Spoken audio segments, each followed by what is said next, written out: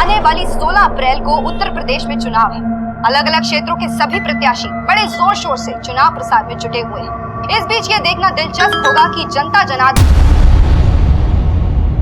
नमस्कार, आदाब। मैं आदिल खान, क्राइम पेट्रोल दस्तक में आपका इस्तकबाल करता हूं। आज सोशल मीडिया हमसे दूर रहने वालों को करीब महसूस करने का एक अच्छा जरिया है, लेकिन इसके साइड इफेक्ट्स भी हैं। क्योंकि आज जिस केस का जिक्र हम करने वाले हैं उसमें सोशल मीडिया एक तारीखी केस का जरिया बना था। एक ऐसा गुनाह हुआ था जिसे लाखों आंखों ने देखा था। अब किन आंखों में शर्म थी और किन आंखों में तरस की नमी, यह तय कर पाना हमेशा मुश्किल होगा। और इस केस में मेरे सामने जो मुश्किलें आई उन्हें अंजाम तक पहुंचाना और भी मुश्किल था, क्योंकि इस केस का आगाज भी दिल दहलाने वाला था और अंजाम भी सहमा देने वाला। मम्मा बोलो, मम्मा। पापा बोलो, पापा बोलो, बोलो बोलो, पापा। ताऊ बोल बेटा, ताऊ ताऊ। अले ले, अभी तो बहुत छोटा है तू तो है, अभी तो नहीं बोल पा रहा है। बड़ा हो गया ना खूब बोलेगा अपनी माँ की तरह। तेरे ऊपर ही जाने वाला है। अम्मा, चाय वाय मिलेगी? दूध फट गया, चाय पीनी तो पहले दूध लेके आ जा। अरे अम्मा, थका माना चला रहा हूँ, तू चली जाना बाहर, जाके दूध ले आ। थोड़ी वर्जिश हो जाएगी तेरी। 8 महीने से वर्जिश तो कर रहे हैं हम। ज्योति की डिलीवरी के वक्त से पहले तेरी बीवी अपने मायके गई और आज तक न लौट के आई। अम्मा, उसका नाम लेके काहे मूड खराब कर रही हूँ? साफ साफ बोलो, चाय नहीं मिलेगी, समझ जाएंगे। माँ जी, हम दूध लेकर आते हैं, आप जरा बंटी को देखिए। अरे ज्योति! माँ जी, मैं अभी आई बस। शर्म तो ना आ रही होगी ना तुझे? मर्द के होते हुए बहू दूध लेने गई है बाहर, बेशरम ना हो तो।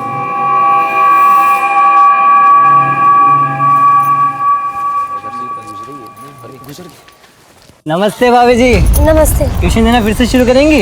अभी कोई प्लान नहीं किया। तो कब प्लान कर रही हो? ये अब तो आपकी डिलीवरी को भी तो 6 महीना हो गया है। मुझे भी क्लास। अब दोबारा मुझसे इस तरह की बात करने की कोशिश की तो?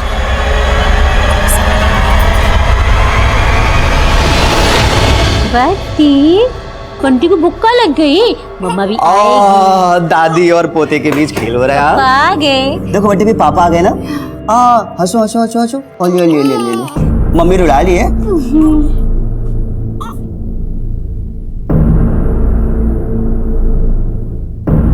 ज्योति, क्या हुआ? अपसेट दिख रही हो। होना क्या था, वही मोहल्ले के लड़के आज फिर उन्होंने मेरा रास्ता रोका। तुम्हें बोला था ना कि बाहर अकेले मत जाया करो। ये बात तुम अपने भाई से क्यों नहीं कहते हो? माँ को बोल रहे थे दूध लाने के लिए, उन्हें तो शर्म आती नहीं है, तो मैं ही चली गई।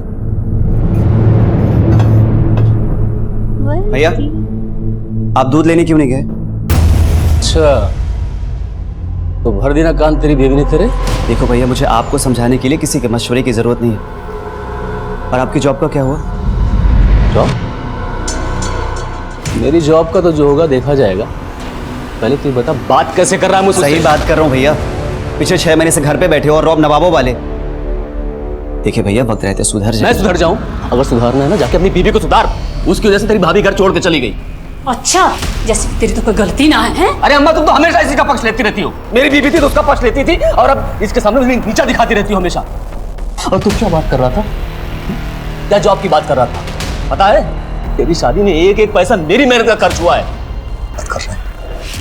आज साला नौकरी छूट गई, बीवी घर छोड़ के चली गई, तो जिसको देखो वही मेरे पीछे पड़ा।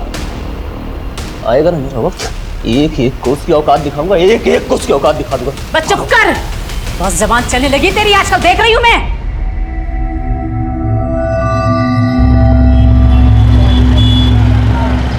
जल्दी बैठो भैया, जल्दी बैठो, टाइम नहीं है इतना जल्दी, दब के बैठो भाई, जल्दी बैठो। हेलो, गाजियाबाद गाजियाबाद। अरे मामा, गाड़ी तो फुल हो गई, चलते रे। तो देख न रहा है अगली सीट खाली पड़ी है, 2-3 सवारी पकड़ के बिठा ले। क्या रे मामा, कोई ना फंसना इतनी गर्मी में, क्यों चिलवा चिलवा के तेल निकाल रहे हो? अच्छा, इतने में तेल निकल गया तेरा? हाँ मामा। तो देख, जोड़ी आ रही है, उनको पटाके बिठा ले अंदर। जा जा। हे मामा, ये तो पहले से ही पट रखी है। बूटनी के जा, मस्ती ना कर। मामा, आ जाओ जी, मारो आ मत जाओ, ना, गाजियाबाद बिठा रहा हूं उनको। आ जाओ जी, आ जाओ। जल्दी बैठो, जल्दी लो। बैठो बैठो बैठो सर, बैठो बैठो मैडम, बैठो बैठो। चलो चलो चलो चलो मामा, ले चलो चलो चलो। ज्योति, हाँ संजय की बीवी ने खाना बहुत अच्छा बनाया था ना? हाँ, बहुत अच्छा खाना था। सुनो, हाँ। हम ऐसा करते हैं कि अगले संडे को उनको अपने घर खाने पे इनवाइट करते हैं, ठीक है ना? ठीक है। अरे बस चाचा पियेंगे आराम से। बड़ा किस्मत वाला है संजीव जो तुझे कसम देने वाली मिल गई। अगर हमें भी कोई कसम देने वाली मिल जाती ना तो हम भी ना पीते। ये ना पी रहे तो हमारा गला ही गीला करवा दो बबलू भैया। मैंने भी मारी मरी बहन को कसम दे रखी है कि थारे को जो बिगड़ने ना दूंगा, समझा? अरे चावल खा ले तू या बिरयानी। अरे लगता है गाड़ी खराब हो गई। उतरो 1 मिनट। अरे यार,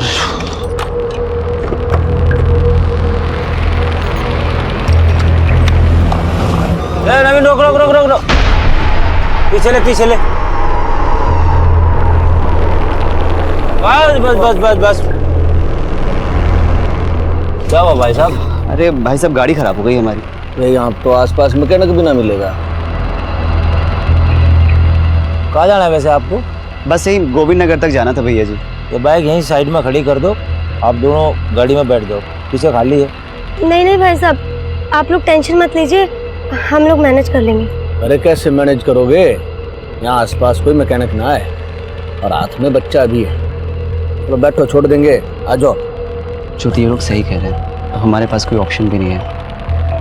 मुझे कुछ ठीक नहीं लग रहा है, और शायद इन लोगों ने पी हुई भी है। तुम देखो ना भाई। मैडम जी, इतने भी बुरे लोग ना हैं। देखिए भाई साहब, हमने कह दिया ना कि आप लोग चले जाइए तो चले जाइए। छोड़ना। 18,000 रुपए भैया। अरे उतर क्यों गया? अरे मैडम जी, तो हमारी मदद की बात कर रहे हैं। अरे जाने दो ना। चल सबक सिखाना पड़ेगा। कैसी बात कर रहे ये सारी लड़कियां एक जैसी होती है। क्या सबक सिखाएगा? चल अरे जवान लगाई। अरे माफ कर। कुछ मत करना।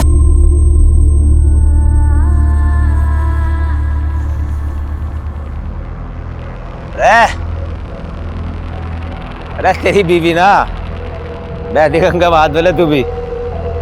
बबलू भाई, इसे करना है ना करना है मेरे को कोई फर्क नहीं पड़ता बबलू भाई, लेकिन मेरे को एक चांस दे दो। अरे तू जाकत को संभाल ले बबलू भाई, अब तो मेरी चांस है बबलू भाई। बहुत अकड़ रही थी तेरी बीवी, देख ये सबक सिखाया। अरे यह वीडियो हमने रिकॉर्ड कर लिया है और किसी कुछ बताया ना अपलोड कर देंगे, समझा?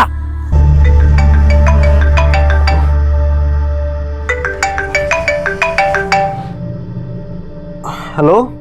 हेलो मनीष, बेटा मैं अनुज की माँ बोल रही हूँ। हाँ मौसी जी। बेटा वो अनुज और ज्योति वहाँ आए क्या? जो नहीं तो यहाँ तो नहीं आए। वो दोनों अपने दोस्त के यहाँ मोदी नगर खाना खाने गए थे और वहाँ से 9 बजे ही लौट गए, पर अभी तक घर नहीं पहुँचे बेटा। क्या? लेकिन अभी तो 1 बज रहा है मौसी जी, अब तक तो उनको आ जाना चाहिए था। हाँ बेटा, 1 बज रहे हैं, इसीलिए तो चिंता हो रही है हमें। क्या हुआ? और अनुज के बारे में कुछ पता चला? नहीं बेटा, उमेश भी 2 घंटे से ढूंढने गया है उनको। अब उमेश भी मेरा फोन नहीं उठा रहा है, मुझे बड़ी चिंता हो रही है बेटा। मौसी जी बस मैं यहाँ से निकल ही रहा हूँ। ठीक है बेटा, तुम जल्दी से आ जाओ।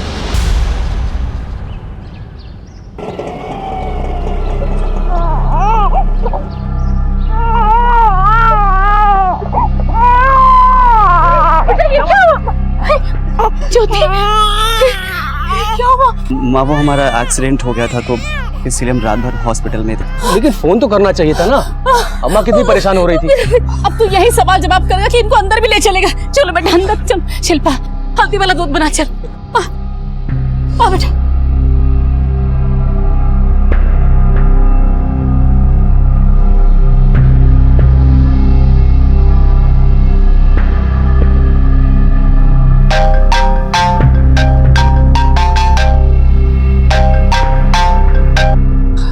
हेलो। अरे कैसा है भाई? कौन बोल रहे हैं? अरे भूल गया जिन्होंने तेरे सामने तेरी बीवी का। अरे चुप क्यों हो गया? पुलिस में जाने की तो नहीं सोच रहा? पुलिस ना पकड़ पावे हमें। और ध्यान रखिए, पुलिस में जाने की कोशिश की ना तो तेरी बीवी की वीडियो ना इंटरनेट पर अपलोड कर देंगे। नहीं नहीं नहीं नहीं, प्लीज प्लीज आप लोग ऐसा मत करना। हम किसी को कुछ नहीं कहेंगे, लेकिन प्लीज आप लोग वीडियो अपलोड मत करना। ठीक है, हम भी नहीं करेंगे, और तू भी ना बताइए किसी को। और अगर तूने थोड़ी सी भी होश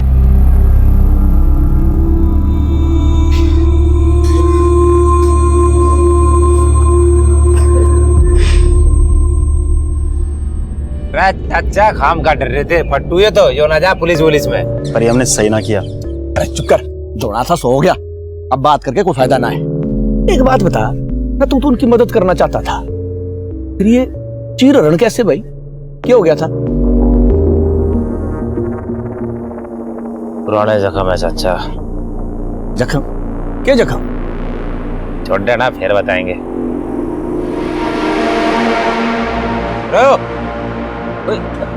चल, ये वीडियो कहीं शेयर ना कर दिए। बात बात पे video. Ankit please stop. Deepti, ये मोबाइल कैमरा इसलिए बने हैं ताकि हम जैसे पति पत्नी इसमें अपना हर पल रिकॉर्ड करके रख सकें। लाइफ के सिर्फ प्राइवेट मोमेंट्स रिकॉर्ड नहीं करने चाहिए। तुम तो ऐसे कह रही हो जैसे मैं ही किसी का शेयर करने वाला हूँ। मेरी माँ ने पति देव, अरे अगर आपका फोन खो गया तो?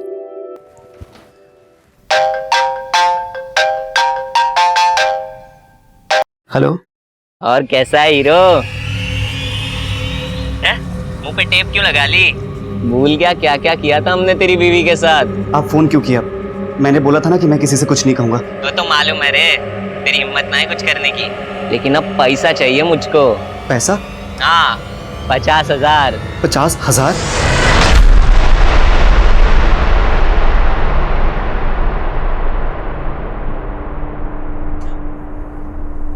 ज्योति, ये तो सिर्फ 1550 ही है, और मेरे अकाउंट में भी 10 से 15,000 ही होंगे। इतने पैसे से तो कुछ नहीं होगा।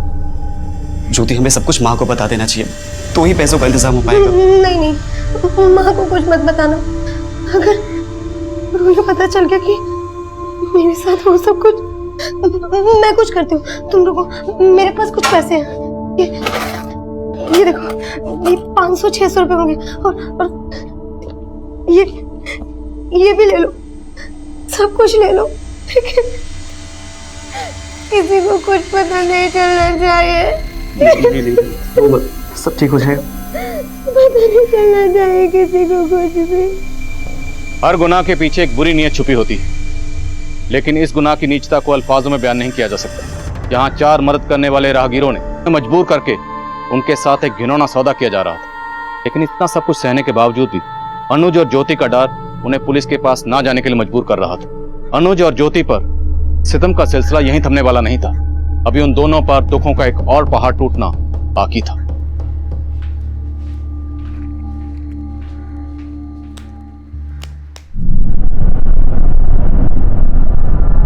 बंटी, बंटी, बंटी, बंटी, अनुज, बंटी, बंटी, अनुज। क्या हुआ ज्योति? नहीं ना, अनुज, बंटी। बाबू, पापा आ गए। नहीं देखो, बोल नहीं रहे। बाबू बोलना, संभाल के। बंटी, बंटी, बाबू, देख देख पापा आ गए। बोल बाबू। माँ ये कुछ बोल नहीं रहे। कुछ बोल नहीं रहे। क्या उसे? इस हादसे के 4 दिन बाद अनुज और ज्योति का मासूम बेटा बंटी हमेशा हमेशा के लिए इस दुनिया से रुखसत हो गए। ये मौत नहीं, कत्ल था, और अनुज और ज्योति दोनों के घर वाले इस बात से बिल्कुल बेखबर थे। लेकिन इसके बाद जो हुआ उसकी खबर सबको लग गई। एक चौंकाने वाली खबर सामने आई है सर, जिसने सबको हिलाकर रख दिया है। इस दिल दहला देने वाली खबर के सामने आते ही हादसे के पीछे की जांच के लिए एक SIT स्पेशल इन्वेस्टिगेटिव टीम का गठन किया है, जिसकी अगवाई यूपी के ACP आदिल खान को सौंपी गई है। जी सर, फिलहाल हम इस बात पे फोकस कर रहे हैं कि वीडियो रिकॉर्ड किस एरिया में किया गया है। जी जी सर, जय हिंद। इस वीडियो से एरिया का कोई क्लू? सर, इस वीडियो में एक बच्चे के रोने की आवाज आ रही है, और कहीं से एक लड़के की भी आवाज आ रही है जो इन चारों को रोकने की कोशिश कर रहा है।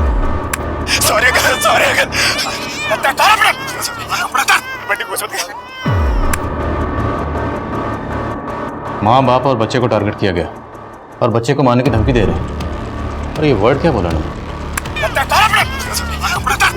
लत्ते। लत्ते मतलब कपड़े। Yes sir. और सर इस वीडियो में मैंने कुछ स्पेसिफिक वर्ड्स भी नोट किए हैं, ये सुनिए। इस थोथड़ने बंद कर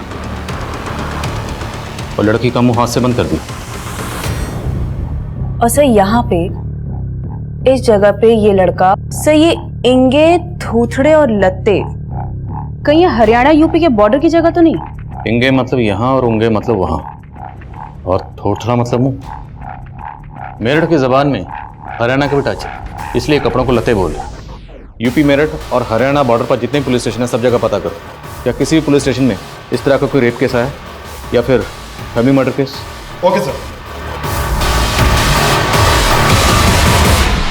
वीडियो में रेपिस्ट का चेहरा तो नजर नहीं आ रहा, इस लड़की का चेहरा कैप्चर करो और पता करवाओ कि वीडियो कहाँ से अपलोड हुआ और किसने अपलोड किया।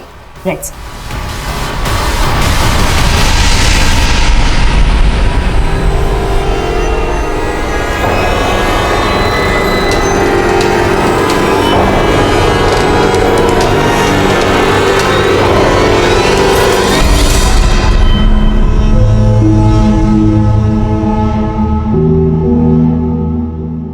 ज्योति, 3 दिन से तुमने कुछ खाया नहीं है, लो कुछ तो खा लो। ज्योति मुझसे बात करो। मैं जानता हूं कि बंटी के जाने का तुम्हें दुख है, लेकिन उतनी ही तकलीफ मुझे भी हो रही है, तो क्या हमें अपना दुख नहीं बांटना चाहिए?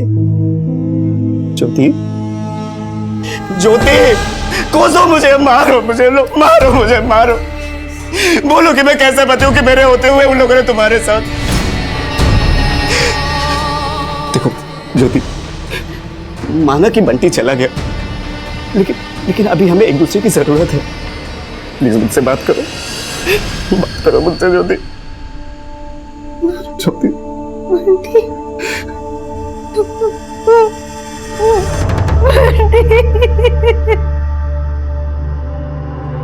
क्या बकवास कर रहे हो? ऐसा हो ही नहीं सकता। अरे क्या हुआ? किसका फोन था? कोई आदमी मेरे को फोन कर।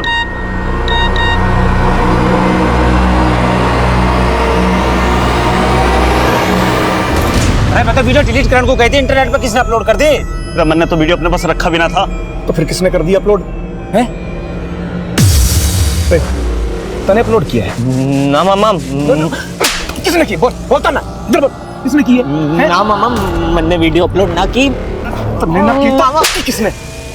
मैंने तो बस मैं 1-2 दोस्तों को भेजी थी मामा। मैं तुझे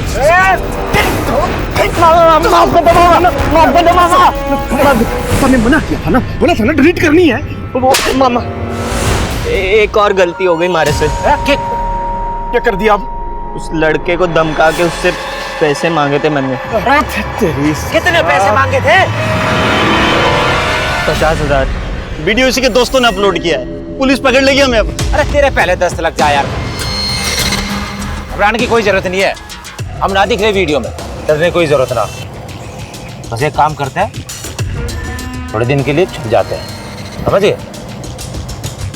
चलो और संभाल अपने भांजे को। सर हमने उस इंस्ट्रूमेंट के बारे में पता करने की कोशिश की जिस बनाया गया, बस ये पता कर पाना बहुत मुश्किल है, लेकिन फिर भी हमारी टीम लगी हुई है।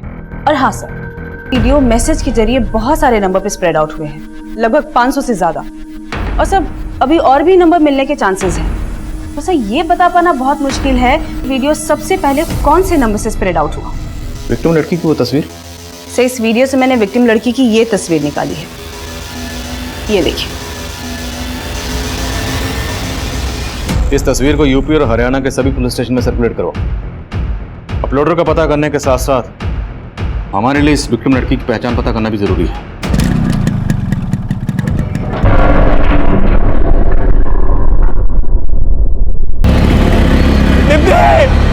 कोई एम्बुलेंस बुलाओ प्लीज। अनुज जी, ज्योति के साथ इतना सब कुछ हो गया और इतनी बड़ी बात आपने हमसे छुपाई। और मौसी जी, आप तो सब कुछ जानती थी, आपने क्यों कुछ नहीं बोला? मनीष बेटा, अनुज ने हमें खुद से कुछ बताया ही नहीं, तो हम तुम्हें क्या बताते? हाँ तो क्या बताते? क्या होता बता के? हाँ क्या होता? अरे बहुत खतरनाक लोग हैं वो।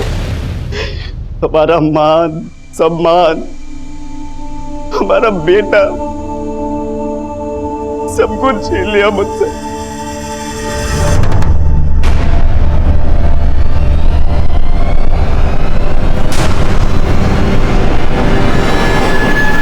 सर उस तरफ से गोली चली थी।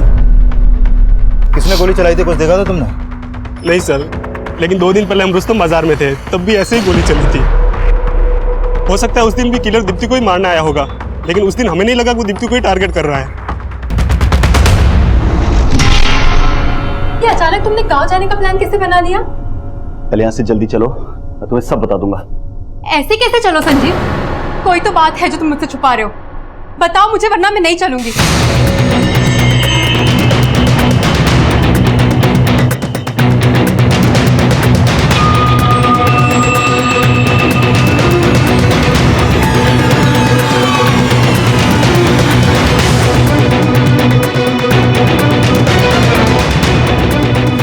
इसका नाम ज्योति शर्मा है। 16 अप्रैल की रात को ज्योति शर्मा, इसका पति अनुज शर्मा और इनका 6 महीने का बेटा बंटी शर्मा मेरठ के हाईवे के पास एक हॉस्पिटल में इन्होंने विजिट किया था। हॉस्पिटल अथॉरिटी ने पुलिस वालों को भी बुलाया था। मोदी नगर थाने का एक कांस्टेबल भी वहां गया था। उस कांस्टेबल ने मुझे फोन करके बताया कि जिस वायरल हुआ था वो ज्योति शर्मा ही है। और उस वक्त अनुज ने कांस्टेबल को बोला था, सर वो हमारी गाड़ी का एक्सीडेंट हो गया था और उसकी वजह से हम गिर गए और हमें चोटें आई। मतलब उन लोगों ने पुलिस को गलत बयान दिया। हो सकता है 16 अप्रैल की रात को एक्सीडेंट नहीं, डरा धमकाया। हो सकता है सर। सर मैंने हॉस्पिटल से ज्योति का एड्रेस भी लिया है। इनके घर जाके बात करते हैं। नहीं सुमन, इन्हें इस तरह से डायरेक्टली अप्रोच करना ठीक नहीं होगा। इतना सब कुछ होने के बावजूद भी ये लोग पुलिस के पास नहीं गए, तो जाहिर सी बात है कोई ना कोई वजह तो रही होगी। या तो इन्हें बदनामी का डर होगा या फिर इन्हें डराया धमकाया गया होगा। हमें मिलने से पहले इनका कॉन्फिडेंस जीतना होगा। इन्हें इस तरह से अप्रोच करना होगा ताकि आस पड़ोस में किसी को कुछ पता न चले और इन्हें भी इस बात का डर ना हो जाए कि पुलिस इन लोगों को अप्रोच कर रही है।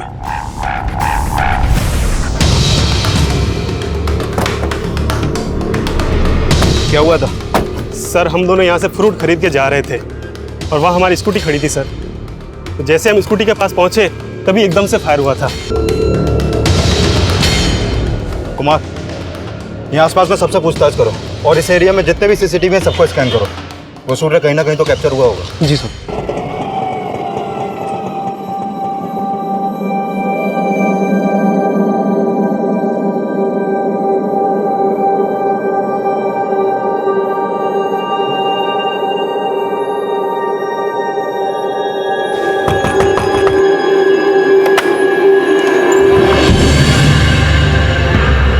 जी, हमें अनुज और ज्योति से मिलना है।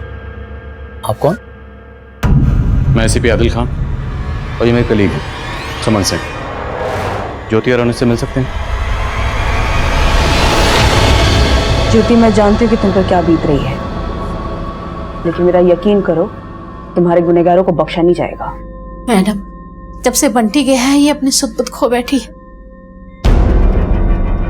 हमसे भी बात नहीं करती है, ऐसे गुमसुम बैठी रहती है।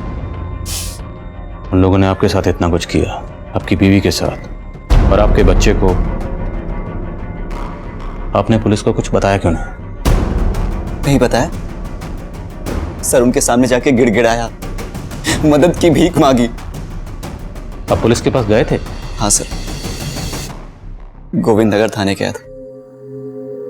ये सब 5 दिन पहले हुआ, तो तुम इतना लेट क्यों आ रहे हो? सर उन्होंने मुझे धमकी दी थी कि वो वीडियो वायरल कर देंगे और सर इसी डर की वजह से उन्होंने मुझसे 50,000 रुपए भी ले लिए।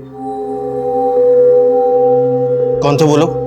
सर वो तो मैं नहीं जानता, लेकिन हाँ सर मुझे इस नंबर से फोन आ रहा था। ये नंबर नोट करो, मैं अभी आया।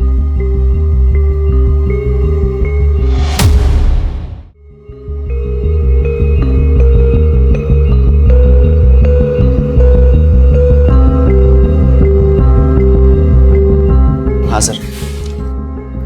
देखो अनुज, अभी इलेक्शन का माहौल चल रहा है तो हमारी सारी फोर्स वहीं लगी हुई है। यहाँ स्टाफ भी बहुत कम है। तुम ऐसा करो, चुनाव खत्म होने तक उनको संभाल लो, घबराओ नहीं। जैसे ही चुनाव खत्म होंगे हम तुम्हारी मदद करेंगे। उस वक्त ड्यूटी पर ऑफिसर कौन था? Sub inspector Narendra Tomar. आपने इंस्पेक्टर तोमर को बताया कि वो लोग आपको ब्लैकमेल कर रहे थे? हाँ सर, बताया था कि जिस रात हमारे साथ सड़क पे हादसा हुआ था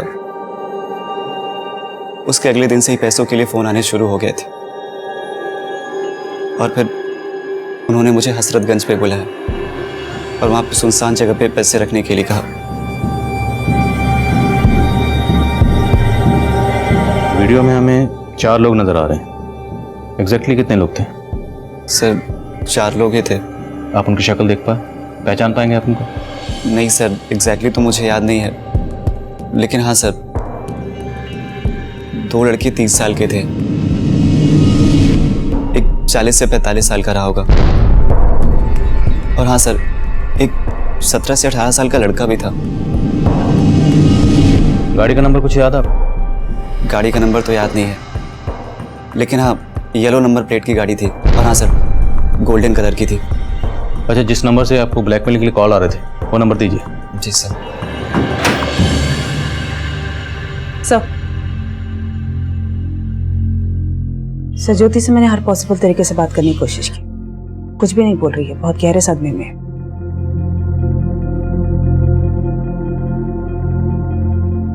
अच्छा, क्या आपको किसी पर शक है जैसा कर सकता है या करवा सकता है? सर वो हमारे मोहल्ले के कुछ लड़के हैं सर, वो उन्होंने पहले भी ज्योति के साथ छेड़खानी की थी, और जिस दिन ये हादसा हुआ उसके एक दिन पहले भी उन्होंने बदतमीजी की थी ज्योति के साथ। सर कौन है वो लड़के?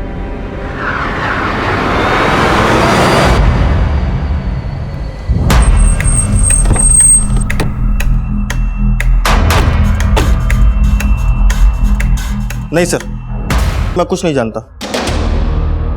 लेकिन विक्टिम के हस्बैंड अनुज का कहना है कि वो आपके पास आया था रिपोर्ट लिखवाने के लिए।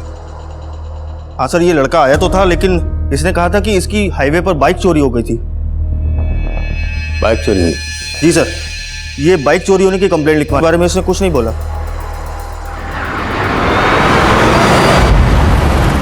सर दीप्ति पे जो 2 इलाकों में गोली चली थी, उन दोनों जगहों में हमने अच्छे से पूछताछ की, लेकिन शूटर का कोई लीड नहीं मिल रहा सर। कुमार और शूटर तक पहुंचने के लिए हमें पहले दीप्ति के मर्डर का मोटिव समझना होगा। दीप्ति और अंकित की शादी 2 महीने पहले ही हुई थी और उनकी अरेंज मैरिज हुई थी। हो सकता है कोई हो जो उनकी शादी से ना खुश हो। दीप्ति और अंकित की हिस्ट्री चेक करो कुमार, और देखो उनकी लाइफ में कोई लवर था क्या। अगले दिन अनुज को एक फेक आईडी के नंबर से कॉल आई, उसके बाद उसे पीसीओ से एक फिरौती का कॉल किया गया, जिसमें उससे 50,000 रुपए मांगे गए। ये पीसीओ कहाँ पर है?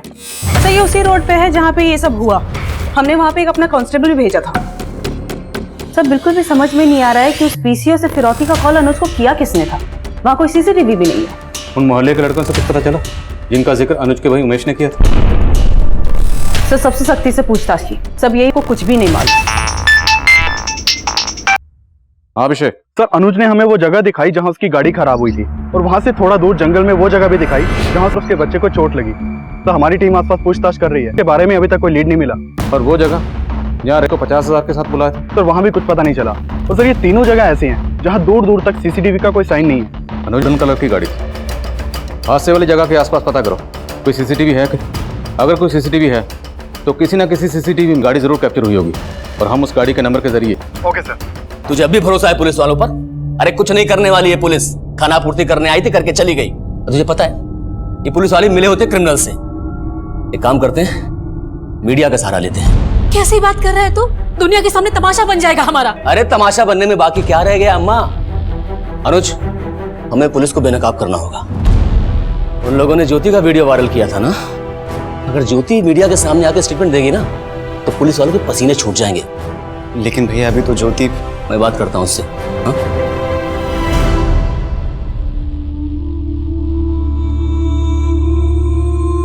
बोलो मम्मा पापा, बोलो बोलो। बंटी बंटी। हाँ बंटी, ज्योति बंटी को मारा है उन लोगों ने। देखो तुम्हारे साथ जो कुछ भी हुआ तुम भूल सकती हो, लेकिन बंटी का मर्डर हुआ तुम कैसे भूल सकती हो?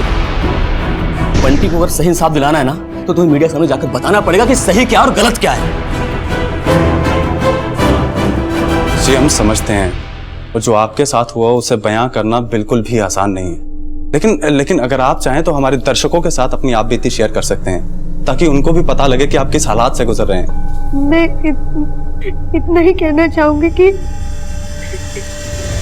जो मेरे साथ हुआ वो किसी लड़की के साथ नहीं होना चाहिए, किसी माँ के साथ नहीं। देखिए, हम समझ सकते हैं आप किस दौर से गुजर रहे हैं, आप थोड़ा धैर्य रखें। मैं आपसे पूछना चाहूंगा, जैसे कि आपने बताया वो आपको ब्लैकमेल भी कर रहे थे, तो आपने ये सब बातें गोविंद नगर के सब इंस्पेक्टर नरेंद्र ज्योति ने हमसे कुछ नहीं बोला, लेकिन मीडिया के सामने स्टेटमेंट दे रही है। वहीं एसआई तोमर ने कहा कैसे फाइल नहीं किया। लेकिन ज्योति और अनुज को मिलकर ऐसा लगा नहीं कि वो झूठ बोल रहे। आई स्ट्रांगली फील कि सब इंस्पेक्टर तोमर झूठ बोल रहा है। अनुज और ज्योति ने मीडिया में जो बयान दिया वो सब इंस्पेक्टर नरेंद्र तोमर को गुनहगार साबित कर रहा था। इसलिए मीडिया के दबाव में हमने सब इंस्पेक्टर तोमर को सस्पेंड कर दिया। लेकिन सब इंस्पेक्टर तोमर के बयान की हकीकत अभी सामने आना बाकी थी, जिसमें वो ये दावा कर रहा था कि अनुज और ज्योति ने उसे भी कुछ बताया ही नहीं। काफी कोशिशों के बावजूद भी हम ये पता लगाने में नाकाम रहे वीडियो वायरल करने में किसका हाथ था। मीडिया में बयान देने के बाद हमने ज्योति को हमसे बात करने के लिए कन्विंस कर लिए। क्या तुम उन चारों में से किसी एक का भी स्केच बनवाने में हमारी मदद कर सकती हो? उससे उनको पकड़ने में हमें बहुत बड़ी हेल्प होगी।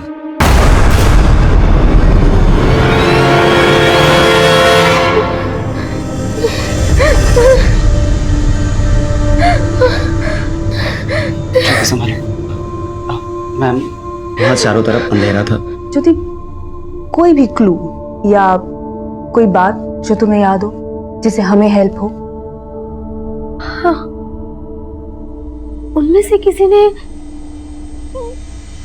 किसी जानवर के नाखून का एक लॉकेट पहना हुआ था और वैसा ही लॉकेट उनकी गाड़ी में भी लटका हुआ था। और हाँ, उसकी गाड़ी का डैशबोर्ड पे एक डॉग टॉय भी रखा हुआ था। सच किया था जिसने अपने गले में किसी जानवर के नाखून का लॉकेट पहना हुआ था, वो उनसे बड़ा था। ये बात मुझे अभी ज्योति ने बताई। और ज्योति ने यह भी बताया था कहीं में भी ऐसा ही किसी जानवर का नाखून था। पूरे चांसेस हैं ये गाड़ी उसी बंदे की। लेकिन सर, उस एरिया के आसपास जितने भी सीसीटीवी कैमरा थे मैंने सबको स्कैन किया। सभी सीसीटीवी कैमरास में बहुत सारी गोल्डन गाड़ियां दिख रही है। इससे हमें कोई लीड नहीं मिलती है। अनुज ने बताया कि नंबर प्लेट येलो कलर की थी, कमर्शियल। अब हमें सिर्फ गोल्डन कलर की उन गाड़ियों पे फोकस करना है जिनकी नंबर प्लेट येलो कलर की है और जिसमें किसी जानवर का नाखून। सर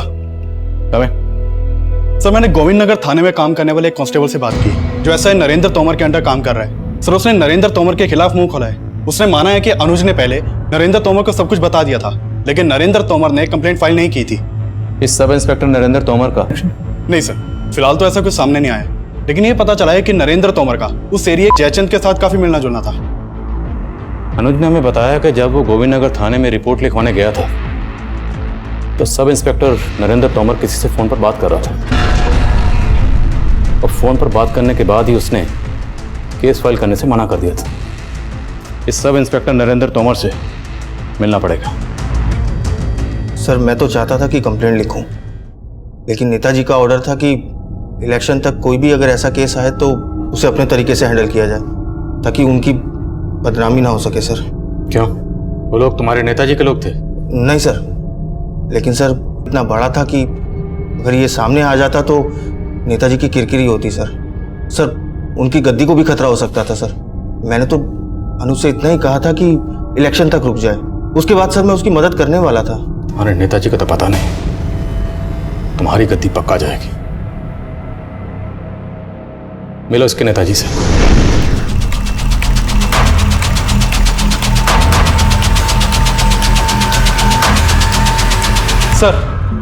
सर मैं विधायक जयचंद से मिला था, लेकिन लगता नहीं कि वो अपने मुंह से कुछ उगलेगा। पॉलिटिशियन है, इतनी आसानी से तो उगलेगा नहीं। एक काम करो, नेताजी की सारी एक्टिविटीज चेक करो। सर, मैंने उन सभी नंबर्स को स्कैन प्रेड आउट हुआ था और इन सभी नंबर्स में मैंने एक नंबर को जीरो डाउन किया तो पता चला वो नंबर इस विवेक नाम के लड़के का है। इसका इसी विवेक के अकाउंट से एक फ्रेंड बुक अकाउंट पे अपलोड किया गया था और इसी फ्रेंड बुक अकाउंट से जितने भी सोशल नेटवर्किंग साइट है वहाँ रहता कहाँ है? तो ये विवेक वैशाली में अपनी बड़ी बहन संयुक्ता के साथ रहता है और जब मैंने संयुक्ता से बात की तो उसे भी नहीं पता कि विवेक है कहाँ पर। इसकी बड़ी बहन को थाने में बुलाओ और ये तस्वीर अनुज और ज्योति को दिखाओ।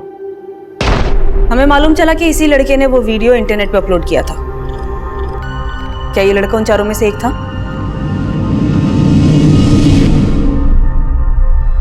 नहीं मैडम, ये लड़का उनमें से नहीं था। देखिए मैम, मेरे भाई ने कुछ नहीं। रेणु, सर मेरे भाई ने कुछ नहीं किया है, कोई फंसा रहा है उसे। कौन फंसा रहा है? मालूम नहीं सर, लेकिन कोई फंसा रहा है उसे। देखो, अगर तुम्हारे भाई ने कुछ नहीं किया तो मैं गारंटी देता हूँ उसे कुछ नहीं होगा। पहले ये बताओ वो है कहाँ? लेकिन सर उसने कुछ किया ही मैंने नहीं। कहा ना, अगर उसने कुछ नहीं किया तो उसे कुछ नहीं होगा। बोल। सर वो हमारी मौसी के हैं, जब से वीडियो वायरल हुआ है तब से वो उधर ही है। और मौसी कहाँ रहती है?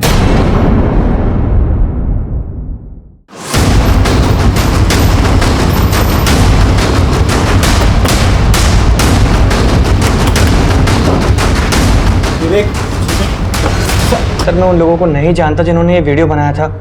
मुझे भी किसी ने ये वीडियो शेयर किया था सर, और मैंने मस्ती मस्ती में सोशल मीडिया पर अपलोड कर दिया सर। देखो विवेक, अगर हमसे कुछ छुपा रहे हो तो तुम्हारे लिए सही नहीं होगा। नहीं सर, मैं कुछ नहीं छुपा रहा हूँ सर, मैंने बस वो वीडियो सोशल मीडिया पर अपलोड किया था और कुछ नहीं किया सर।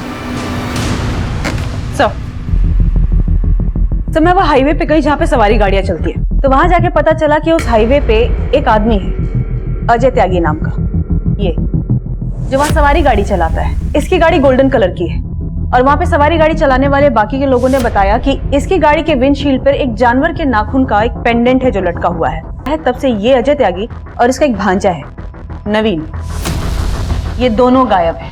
इन दोनों की फोटो मैंने अनुज और ज्योति दोनों को दिखाई। हाँ मैडम, उनमें से ये दोनों भी थे।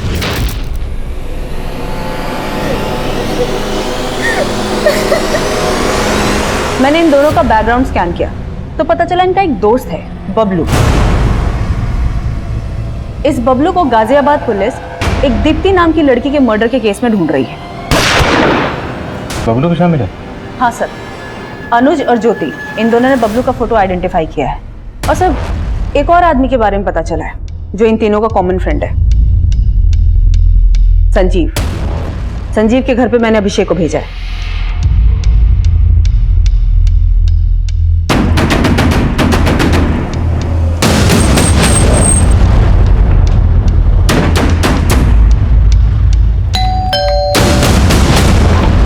संजीव कहाँ है? लेके चलो इसे। चल चल चल चल। मैंने तो मना किया था सर, लेकिन उस बबलू ने सबको उकसाया था। फिर तो तुमने भी किया था ना? हाँ सर, लेकिन मैं सब करना नहीं चाहता था। बबलू, अजय और नवीन कहाँ मिलेंगे? बोल। खड़ा सादिन टीम में घुसे रहे, एवढे मामा को आटा दे रोटी खानी। आटा बना ले, चल।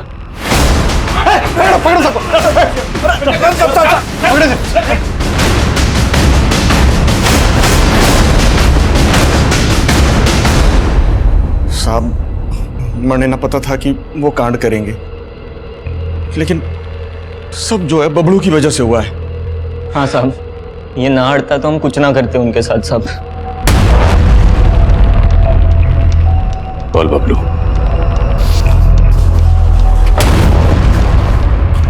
तूने एक दीप्ति नाम की लड़की का मर्डर भी किया ना? और कौन कौन सा कांड किया है? बोल। मैंने कुछ नहीं किया सर जी, वो सब दीप्ति के कारण हुआ है। दीप्ति के कारण? साफ साफ बोल। बहुत प्यार करता था सर मैं दीप्ति से, लेकिन उसने मुझे धोखा दिया और अंकित से शादी कर ली, और अजात से नफरत हो गई मुझे। फिर वह ज्योति बड़ा नखरे कर रही थी। ये बाइक यहीं साइड में खड़ी कर दो, आप दोनों गाड़ी में बैठ जाओ। देखिए भाई साहब, हमने कह दिया ना कि आप लोग चले जाइए, तो चले जाइए। मुझे दीप्ति की बेवफाई याद आ गई, सारा गुस्सा मैंने उस पर उतार दिया। जब सारा वीडियो इंटरनेट पर अपलोड हो गया था, मुझे पता था कि आप लोग पकड़ लोगे मुझे, इसलिए मैंने दीप्ति को मार दिया, जिसकी वजह से मैं क्रिमिनल बना। एक एक की तबीयत से धुलाई करो, तोड़ो इनको। नहीं सर।